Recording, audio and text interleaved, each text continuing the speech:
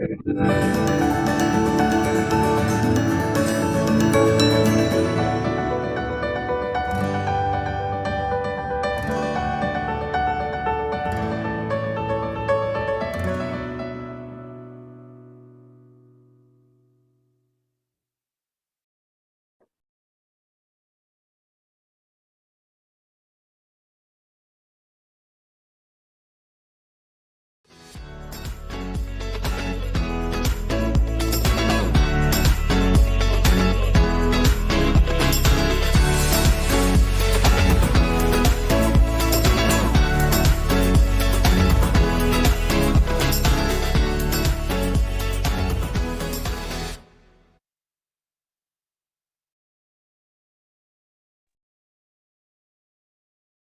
afternoon, everyone. Welcome to Normie Recertification Training. Today is June 20th, 2023. I want to welcome all of my admin people starting to pop here into the room. Welcome, everybody. Glad to see you here, Mike, even though you're on vacation. Great to be here. Thank you. Dedication. There you go. And everybody else popping in the room. Just also want to mention everybody on all the other platforms. We are broadcasting across, I believe it's 13 platforms now, including some new ones that I'll talk about later. And welcome. Glad to see you all here in the room. And we will be getting started momentarily. I just have a few quick announcements. For those of you that are Normie members, remember that the special product training that we'll be dealing with this afternoon after our regular recertification training will take place here in the Normie Zoom room, which is at impact.normie.org. If you are watching on any of the other platforms, the feed will be shut down at that point for this training, and you'll have to be here in our Zoom room to continue with us. For everybody else on the other platforms, when we stop our broadcast today, it will pick up with our regular broadcasting that we do 24/7. So thank you all for being here. And for those of you that are new followers, we've had quite a few in the last 2 weeks joining our TV channel on Twitch. So thank you very much for that. Remember, if you see a follow button pop up someplace on the screen, please follow us. It helps us out with our ranking and just makes our content so much easier to find. So we'd appreciate the help. Tim, I think we're going to hold off on any kind of announcements unless there's something urgent. Doug, same with you. Anything urgent we need to do before we get started? Nothing. All right, well, what I want to do is talk real briefly about what you're going to see this afternoon. We are coming to the end of a 5-part series that we just did on the Canadian wildfires and how it's affecting the indoor and outdoor air quality and what has taken place in the last 2 weeks since the fires traveled down into the mid-central part of the U.S. and the East Coast. We've spoken with several different experts. We've done 5 segments of this, and tonight will be the 4th segment. We will be showing the 5th segment tomorrow afternoon at 4 o'clock on normie.tv for those of you that want to catch that also. And if you've missed any of the segments, you can always go to normie.org, click on the Normie TV menu button, and you will see a listing for all the segments by the end of this week. The first 2 are up there and the rest will be there by the end of the week. All right, with that said, I'm going to ask all of our admin people to shut down their mics, shut down their videos. I'm going to do the same, and we are going to get started with a presentation with Alan Johnston, who was the founder of Green Tech Environmental. And I don't even want to give you a head start on this. You're going to want to listen to him. All right, everybody, please stand by.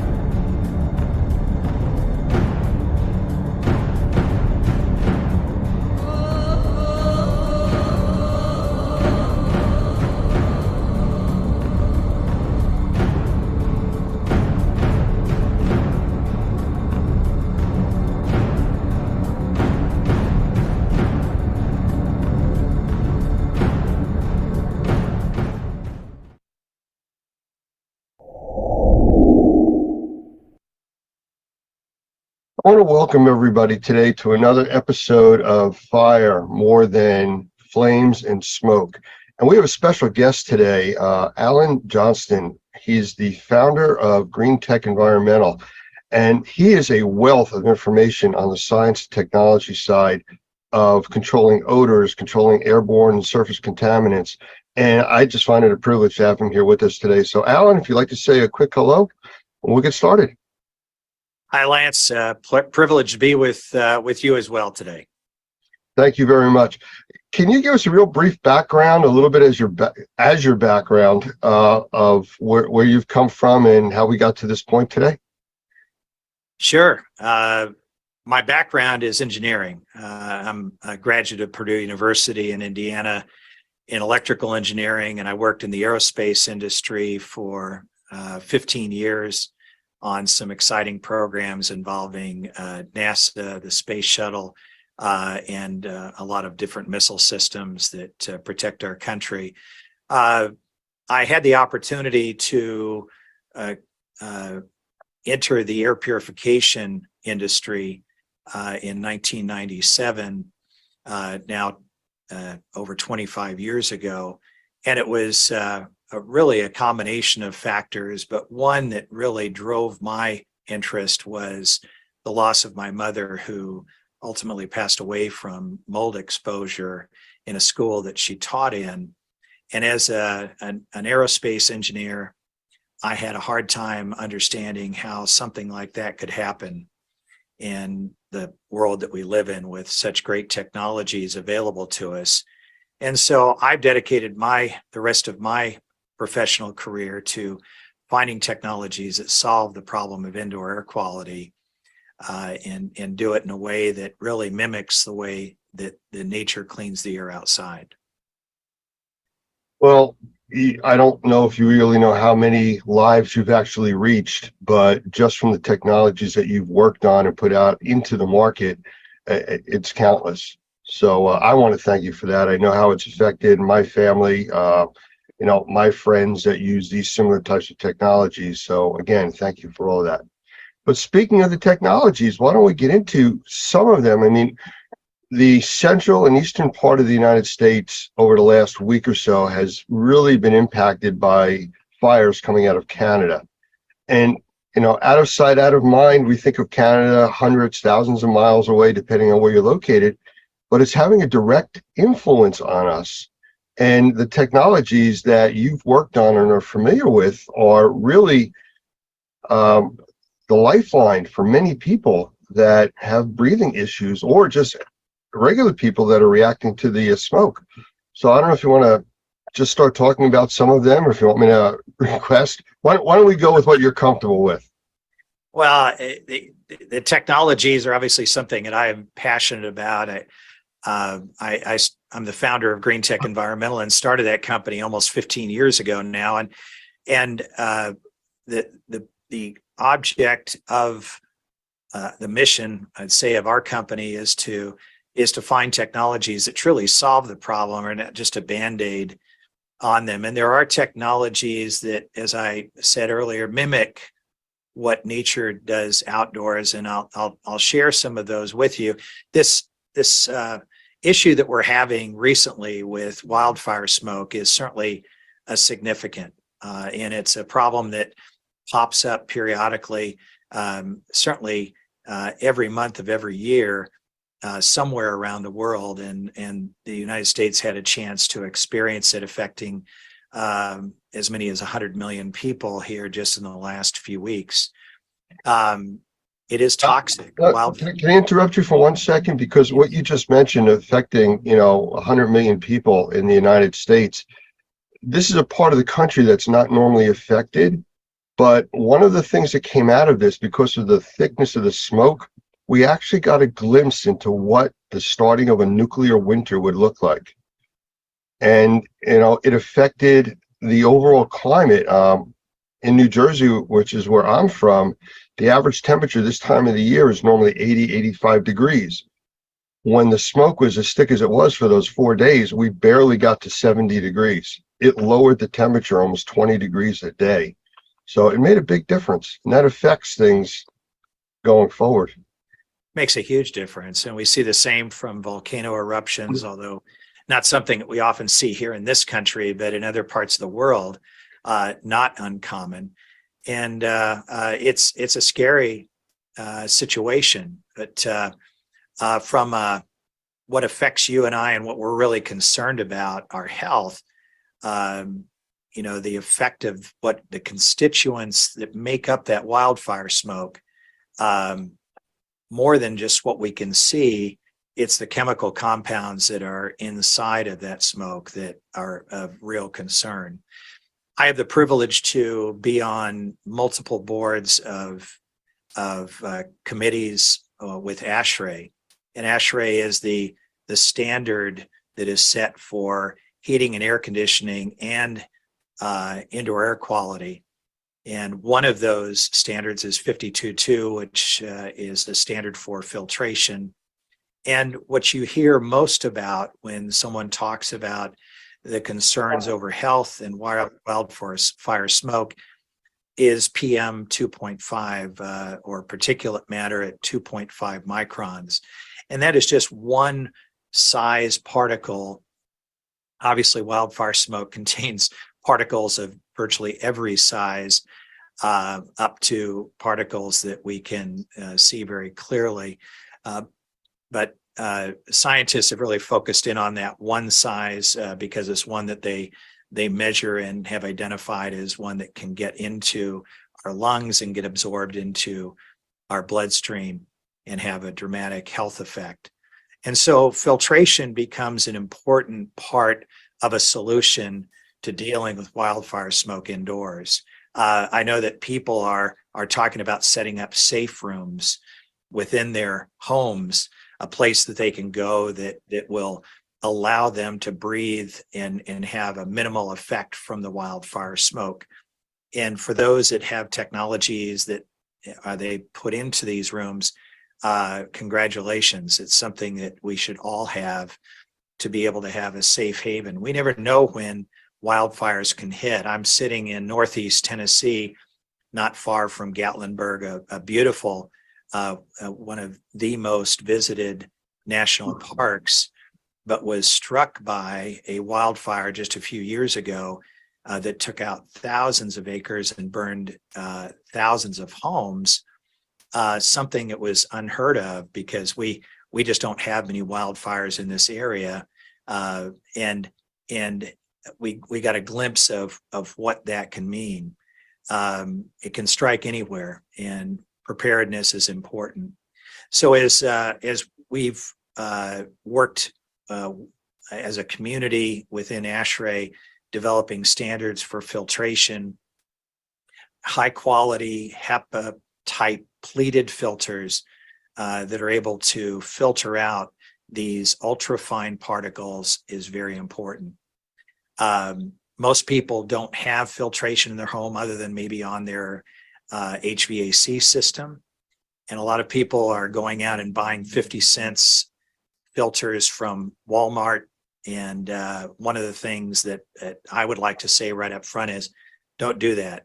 Invest in a quality filter that is pleated. And there are a number of them out there that are MERV 7 rated filters, and that's generally what a typical HVAC system can handle.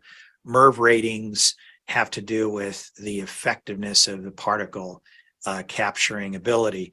The higher the MERV rating, the tighter the weave, the less air flows through the filter. And one of the things that we can't do is typically on most systems put a HEPA type filter, which is MERV 13 and above. A true HEPA filter is MERV 16. HEPA type filters start around MERV 13. But those are very restrictive to airflow, or can be, and most of your systems can't handle it. But if you can go from just a dust bunny catcher, which is a typical cheap 50-cent filter that is made of fiberglass that you can see through, to a quality pleated filter that would be a MERV 7, you're going to be light years ahead for that. But a filter doesn't take out another problem with wildfire smoke, and that's chemical constituents. That's one of the things that we talked about, especially when COVID hit, that people were wearing masks, and the masks were fine for particulate, but it wasn't stopping something at the size of a virus. And the same thing with smoke; it'll stop the particulate, but nothing to do with the gases. That's correct, Lance. The gases are of significant concern to health. Inside that wildfire smoke, there are toxic gases, chemical compounds that are harmful to our health.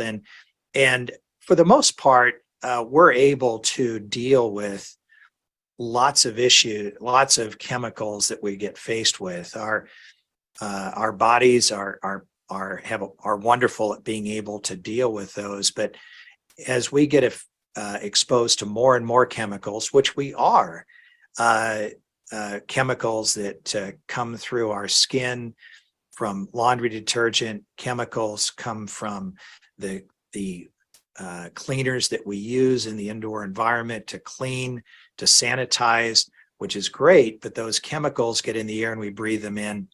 And it's not a surprise that today the CDC and EPA are saying that over 15% of our population have chemical sensitivities. In other words, they've been exposed to so many chemicals that their body is no longer able to deal with it. And now they become what is often referred to as hypersensitive to chemicals and have an adverse reaction to them. And now they have to be extremely cautious because their body can no longer take that exposure. And so it puts them into a downward spiral. So those people are using hypoallergenic laundry detergent, for instance. They're using things that are for people who have chemical sensitivities. If you want to avoid becoming chemically sensitive, you want to remove as many chemicals as you can from your environment so that your body doesn't become overwhelmed. And certainly wildfire smoke with all the chemical constituents in it create a problem that do put people at risk in that way. One of the episodes that we're doing, we're talking with a professional forest fire fighter, and he talks about the different types of forest fire smoke.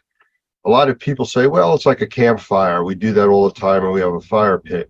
Well, that's when just the trees basically and the brush are burning. When it burns through an area with warehouses and homes, everything that is going airborne is toxic, beyond just the regular smoke from the firewood. So, it's a completely unknown situation as to what you're breathing. You can't just say, oh, it's typical campfire, which I'm used to all the time. And just like with contaminated water from a flood, everything is in that water. It's no longer drinkable. Well, this isn't really good to breathe, though you can't stop doing that. That's true. But there are technologies that exist which are able to deal with those chemical constituents, and whether it's from wildfire smoke or just cleaning compounds that we use, there are technologies there, and ones that I have been focused on in my career in indoor air quality for over 25 years. There are. Could you tell us about a few of them? I'd love to. One that I have focused on primarily is something called photocatalytic oxidation, or another term is photocatalysis. Photo refers to ultraviolet light. Catalytic refers to the catalyst, which the ultraviolet light activates, that creates a reaction. But by definition, the catalyst itself never changes, it never gets used up. What's happening is the photocatalyst, typically made of a compound that has a very high band gap energy, which titanium dioxide is the primary one that is used. It allows for the UV light to create enough energy to break the bonds of the electrons that rotate the nucleus of this titanium dioxide, leaving behind electron holes. Now, I'm getting a little deep in the technology side of it, but it's fascinating to think about, because these electron holes that are left behind. I mean, the titanium dioxide, which has a lot of, it's a very strong material. It has a lot of energy that holds the electrons to itself. So when it loses it, it has a strong pull to get them back. Well, as molecules come into contact with the surface of this photocatalyst, those electrons do get pulled away, and now it breaks down. Something called molecular dissociation breaks down these chemicals, and the chemical that existed prior to reaching the surface of the photocatalyst is no longer. It's broken down into its subcomponents, and it literally no longer exists. And that's the beauty of a photocatalytic system, is we can take things which are harmful in the atmosphere, put them through this system, and actually eliminate them. People do things like spray chemicals in the air to make the air smell better because they don't like the smell of the wildfire smoke or other odors that may occur in the home. But that's just adding more chemicals on top of the chemicals that are already there. Photocatalysis is able to break those down. In addition to that, it also creates oxygen and hydrogen-based compounds like hydroxyls, HO, hydrogen peroxide, in a vapor form of H2O2, other types of compounds, hydroperoxides, HO2. They're all made of hydrogen and oxygen, but those compounds, also referred to as oxidizers, as they travel out, they oxidize molecules as well. So it's not just working inside this photocatalytic system that is used and put into HVAC systems as well as standalone products, but it also creates things that travel out and clean the air actively throughout the ventilated space. Everywhere the air is, it's cleaning the air. So we can create that safer environment by using that kind of technology. There are some other technologies in addition to photocatalytic oxidation, or also referred to as PCO, such as bipolar ionization. Now that can be used with needlepoint ionization, where you have both a positive and negative electrical charge, and it puts these electrical charges in the air that can come into contact with water vapor and break those down and create oxidizers in the same way that photocatalysis does. There are also DBI, dielectric barrier ionizers, which do not use needlepoint. They use a different kind of technology, but it creates this plasma of positive and negative electrical charges, which tend to last longer than just a bipolar ionization technology does. But these two travel out and are able to break down contaminants. So if we look at what all of these technologies I've just described do, it mimics what happens outdoors every day with the sun creating the energy that interacts with compounds that create this photocatalytic reaction, the sun creating these electrical charges that are in the air and cleaning the air actively. I often say there's no giant vacuum cleaner in the sky with a filter on it that purifies our air outside. And in spite of everything that we do outside, whether nature does with wildfires or we do with automobiles and cars and airplanes producing pollutants in the air, all the outdoor air is constantly being polluted, yet the outdoor air generally is 5 to 10 times cleaner than indoor air. And that's according to the US EPA. And the reason for that is nature has these systems in place that clean the air and create a healthier environment outdoors than we have indoors, in spite of what you might do to keep things clean. So our goal is to bring those technologies indoors. Alan, I got to interrupt you for a second. I mean, Sure. you had said about getting too technical. I don't think you did, but I want to point out that all of these technologies are available. This is what is commonplace today. And, we've talked about in other trainings, I use the term science fiction becomes science fact. It may sound like science fiction, but this is all what's working nowadays, and it's affordable. It's something that everybody can get their hands on. You don't have to go to NASA to request something like this. It's there. You just have to know what you're looking for and asking for. We get a lot of people that say, oh yeah, I have an air purifier. Well, what do you have? And they tell you, and it's a inexpensive filter. Mm-hmm. And, we know with filters, filters only filter what makes it to the filter.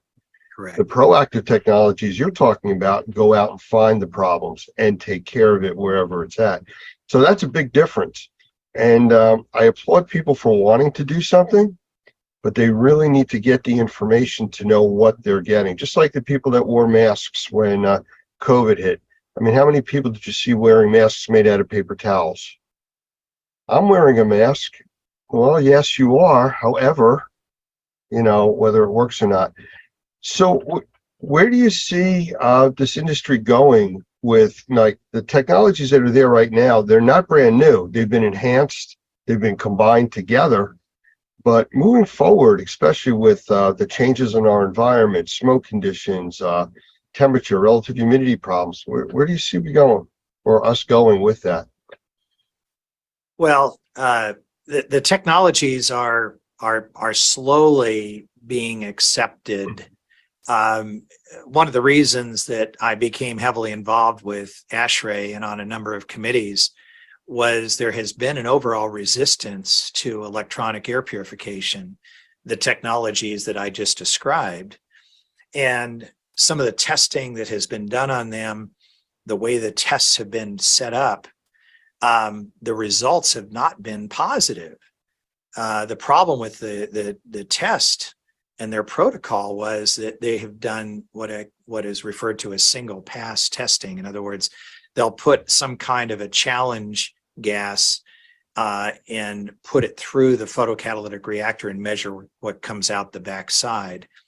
And in this breaking down of the molecule, in some cases, the molecule that comes out the backside is worse than the molecule that came in. It's what is referred to as a cascading process. So you start with one molecule, it breaks to another, breaks to another. But if all you do is measure it after one pass, well, that's not really a good indication, because we don't put systems in our homes or businesses or factories that just go through once. We are constantly circulating the air through the room, through our devices. It's working continuously. And unfortunately, the people who can create these protocols for testing try and control it to a level that we end up with these protocols that make just a single pass. I'm very thankful at our international meeting in Atlanta in February. There was a great session with a number of PhDs that worked tirelessly on this subject, showing the results of what we refer to in the industry as electronic air purification can do, and the benefits of it, and really putting holes in what has been the standards, the protocols that have been used up until now. One of the other subjects I'll just throw in was that ASHRAE has a mandate to decarbonize, which means to save energy.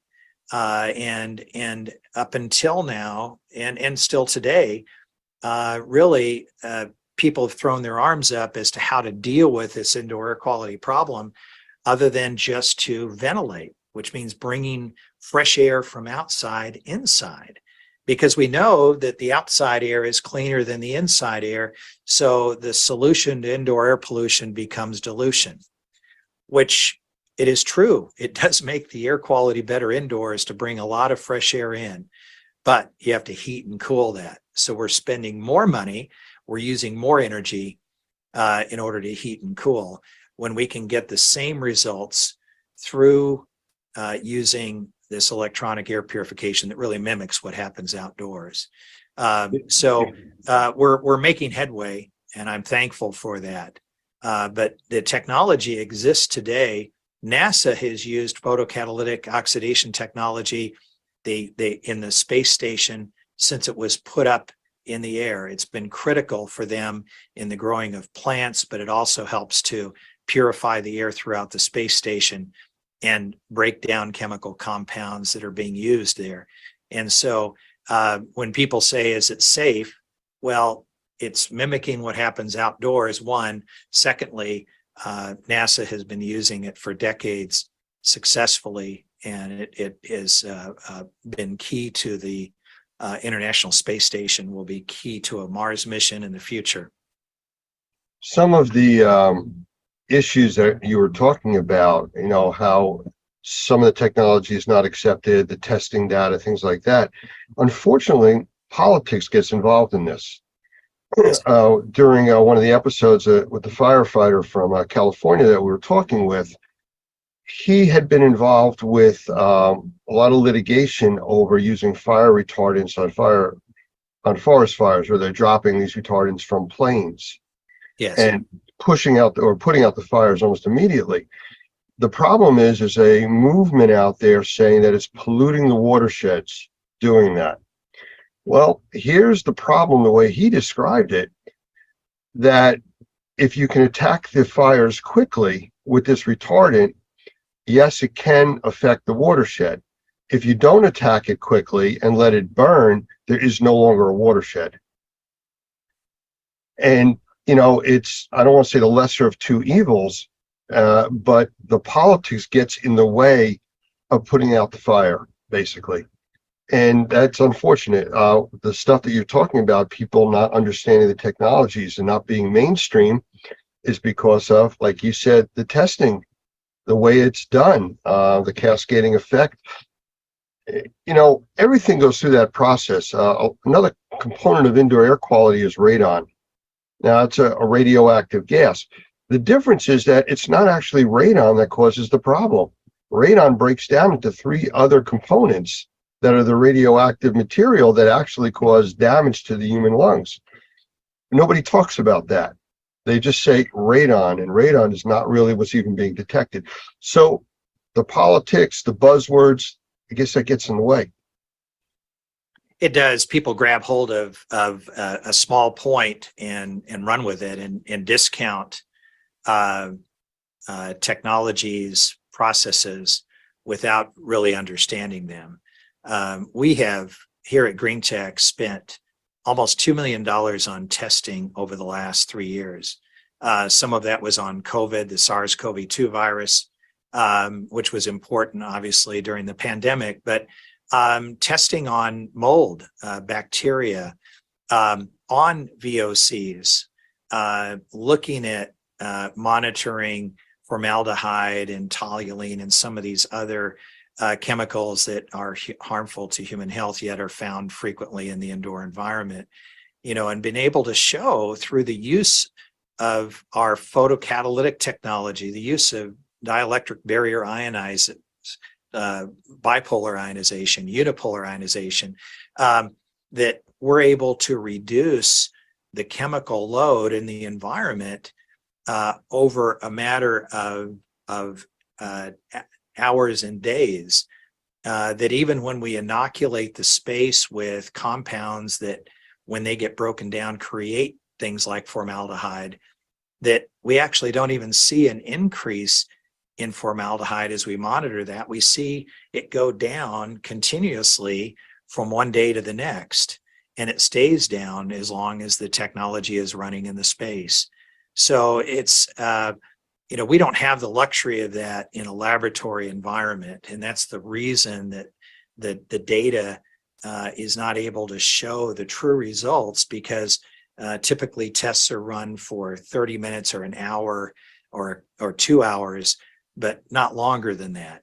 And that's not the way that our products operate. We're running continuously, and they're constantly breaking down and getting down to a level where the contaminants in the space, whether they're chemical, whether they're particles, whether they're biological, that we have reduced them down to a level that allows our bodies to deal with the remnants that always exist. You never get 100% of anything out of the air, but if we can get them down to where our natural immune system can deal with them, that's the key. And that's why people that have COPD, that have asthma, respiratory issues, get such relief from the use of this electronic air purification technology that I've described today.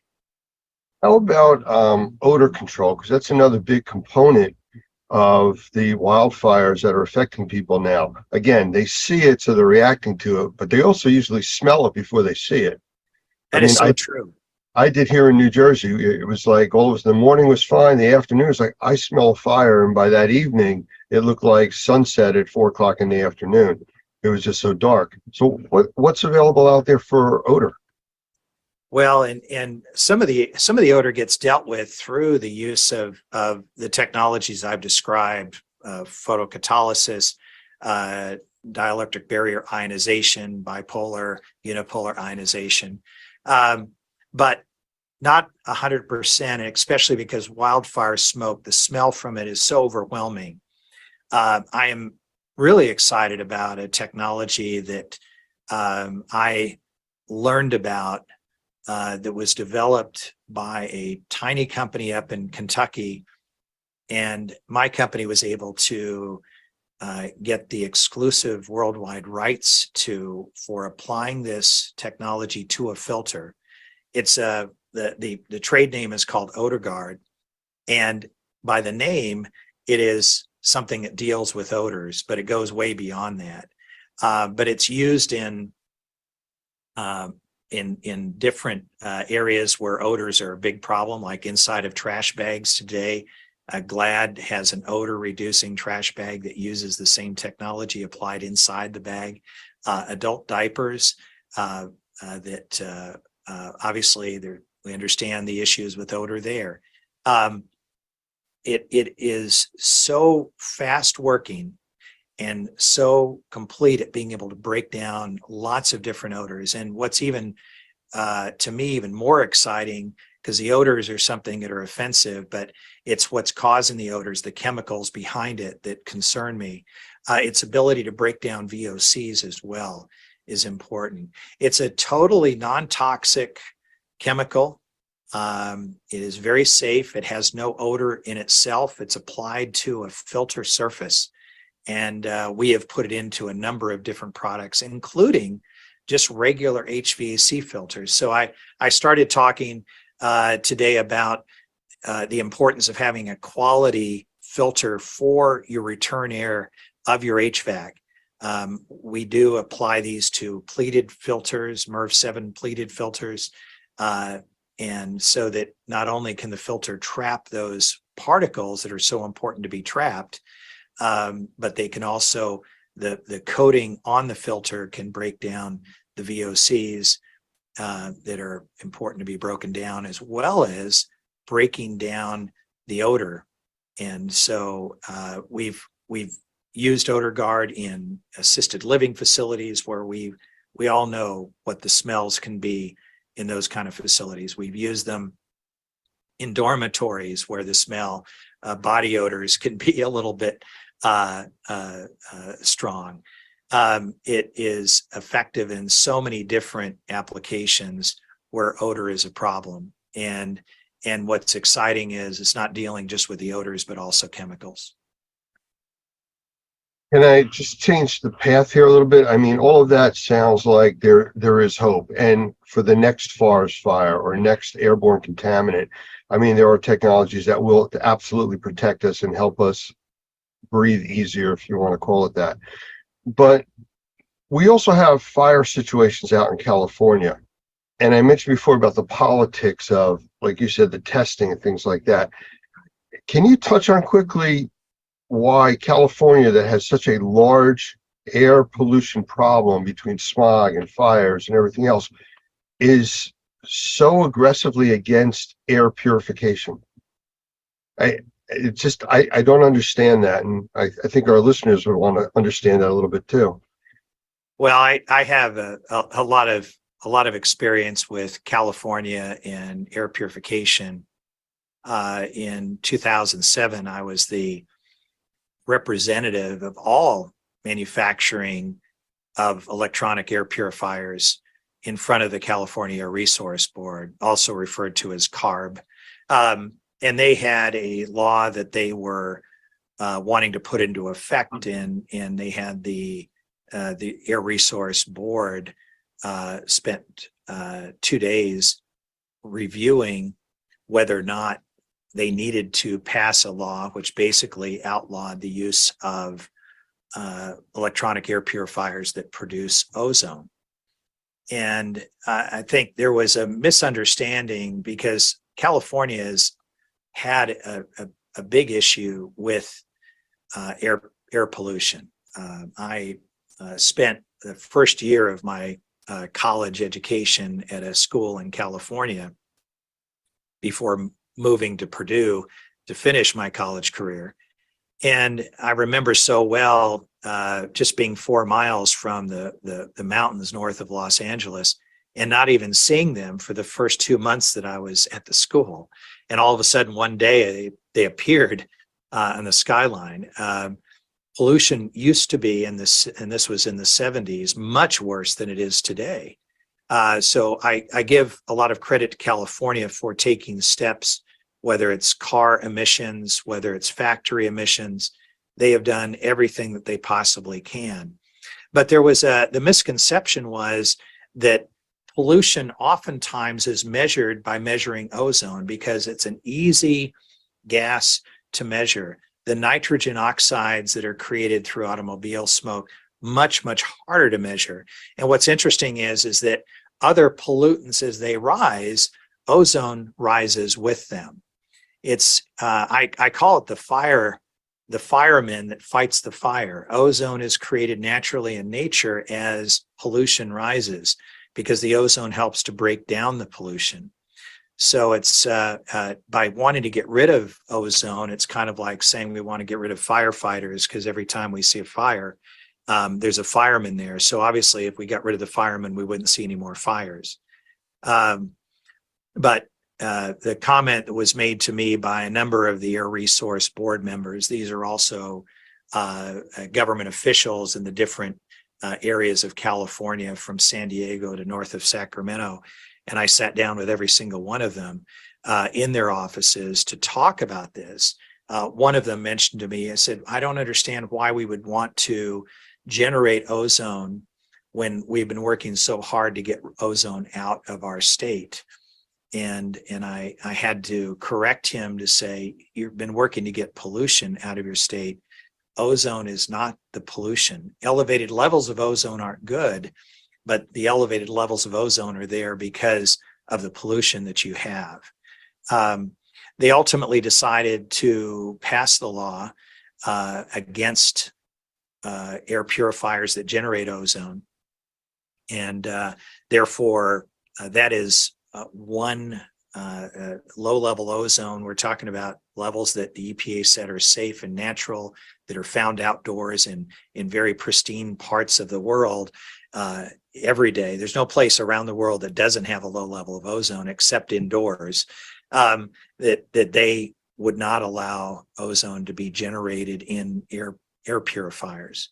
And you know, as much as I disagreed with that, you know, we just looked for ways that we can still help people through other technologies to be able to purify their air. And our photocatalytic technology, bipolar ionization, dielectric barrier ionization, they're all able to do that without generating ozone. But the one thing that was a challenge was odors, because one thing that is really great about low-level ozone, I'm not talking about high level, I'm talking about ozone that's so low you can't smell it, which and the levels that are safe and acceptable by the EPA and OSHA and WHO and any other health organization you can name.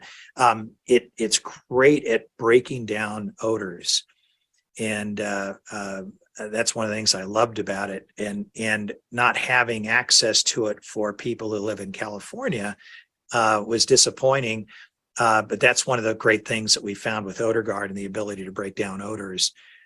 So we're able to create products that people in California can use with high quality filtration, with odor reduction through the use of our OdorGuard technology, and then incorporating these other technologies like photocatalysis and bipolar ionization. Well, I appreciate that, and thank you for answering that question. We're almost out of time here. Is there anything that you'd like to sum up with? I know we covered quite a bit and extremely informative. The technology side, I think, is something that people need to hear and understand so they don't just wear the paper towel mask and think they're protected. So true. One of the things that I say about technology is nature uses a lot of different mechanisms to keep things clean. Don't get locked into just one technology. Filtration's important, but it's not the be all to end all. Use a multi-technology strategy, and there's a lot of wonderful technologies out there. I'm proud of what we've been able to put into products, but there's some excellent products out there. But look at what they do, look at their test data, make sure it's real, filter inside of a box. Is it doing something? Yes, but is it enough? Absolutely not. You need to do more than that. So I appreciate the opportunity to speak to you today, Lance, and be on this this webinar, and hopefully this benefits some people that listen to it. Absolutely, Alan. And I want to thank you for the time you spent with us, the great information. And I look forward to doing more interviews with you in the future. Thanks so much.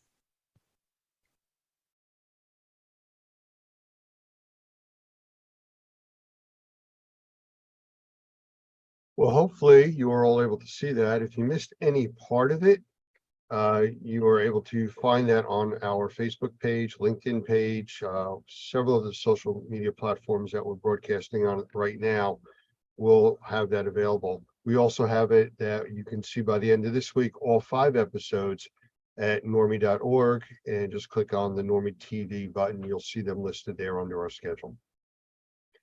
So there you are, guys. That was episode 4. Doug, I see you sitting there. I don't know if you're chomping at the bit to talk or what, but go ahead. Well, I just wanted to underscore. Yeah, thank you. I just wanted to underscore what Alan said. Obviously, he's been a friend for a very long time and helped us with the development of some of our technologies, or some of the technologies through Best Living Systems. But I think one of the things that he said that I just really want to underscore is there is no silver bullet. When you're addressing these air purification issues, it really, you have a multifaceted problem. You've got to have a multifaceted strategic solution. And I think one of the things that he was saying that is so true is that, yeah, you can take a filter and you can get a lot of the smoke out of the air. Obviously, that's not easy with a fire, with a forest fire. You can get a lot of the smoke out of the air, but with a filter, you're not going to do really well on the odors unless you happen to be on the backside of maybe a filter that is able to deal with the odors, Carbon or OdorGuard or something like that. The reality is that the only way to deal with all of the different contaminants that are there in that smoke is to have multiple ways to deal with it. Ionization, ozone, if you can do it, even a little bit of ozone, the photocatalytic process, photocatalytic oxidation, good filtration, all of those work together to make sure that you've got you're managing the air. So I really love that he said that. As I said, he and I think so much the same way on this. It was really good to hear him explain it from a scientific standpoint.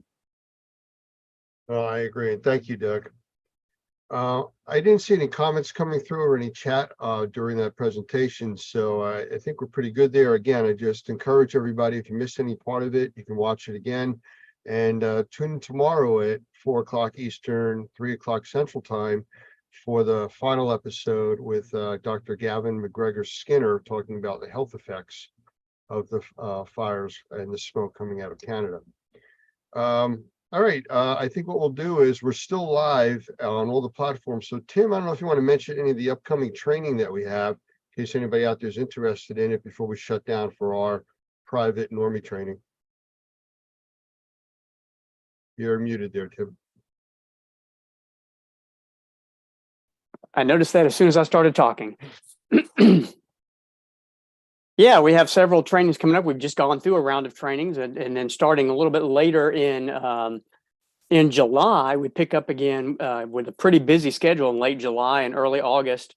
Again, we have a CMA, CMR class and the CEFL 01 in Fort Lauderdale, our Sunrise at the Normie Pro Academy, end of July, and then also in the second week in August. Then we have the NCMS, the Normie Certified Microbial, Screener, thank you, screener class on the 11th of August, and that's immediately kind of on the heels of that CMA, CMR class. And then we have the Spanish class, the CMW Certified Mold Worker class, and that's again at the Normie Pro Academy in Sunrise, Fort Lauderdale area on August 16th and 17th. And then in Texas, August 28th through September 1st, we have the Texas CMR class, and that's a class that will allow you to be certified in several different states. You can get your certification in Texas, Louisiana, Florida, DC, all of those. You would have to take a module for each of those individual states, but that 5-day class would get you a license, licensable in all of those states that we just mentioned there.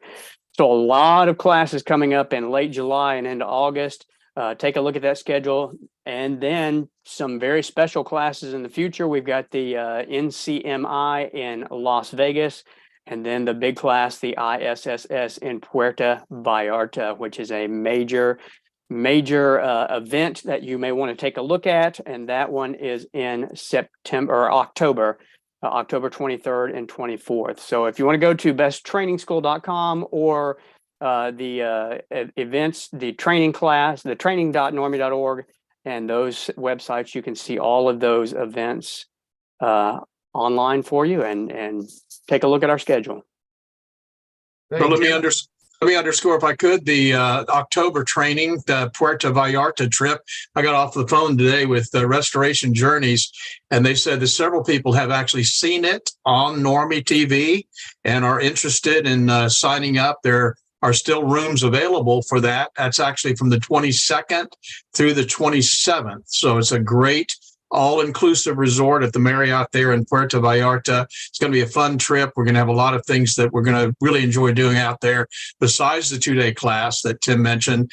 But if you go to events.normie.org, you can see that registration form, and it's open to anyone. You don't have to be a Normie member. Obviously, if you're a state of Florida licensee, you get your 14 hours of continuing education credits, which is what you'll need by August of next year. So you might as well get it out of the way and have fun and have a way to write off the expense.